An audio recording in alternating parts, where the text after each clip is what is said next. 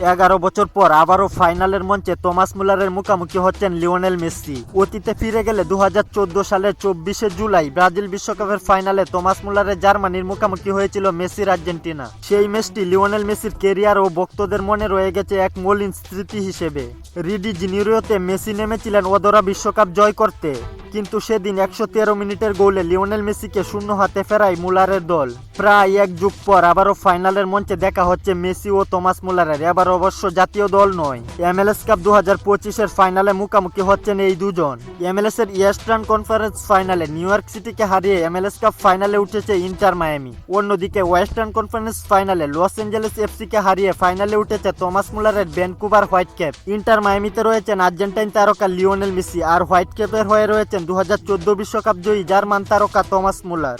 MLS cup final ম্যাচটি হবে 7ই December Bangladesh সময় রাত 1:30 ইন্টার মায়ামি চেস স্টেডিয়ামে। এই ম্যাচ শুধু একটি MLS কাপ ফাইনাল নয়, এটি যেন 2014 সালের সেই অসমাপ্ত অধ্যায়ের এক নতুন সংস্করণ।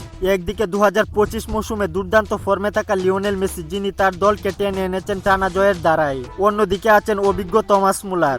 এক যুগ আগের সেই হৃদয় ভাঙ্গা স্মৃতি কি আবার মুছে দিতে পারবেন লিওনেল মেসি, নাকি আবারও ফাইনালের মঞ্চে জয়ী হবেন থমাস মুলার? কমেন্ট করে জানিয়ে দিন আপনাদের মতামত। খেলাধুলার গুরুত্বপূর্ণ আপডেট পেতে আমাদের চ্যানেলটি সাবস্ক্রাইব করে পাশেই থাকুন।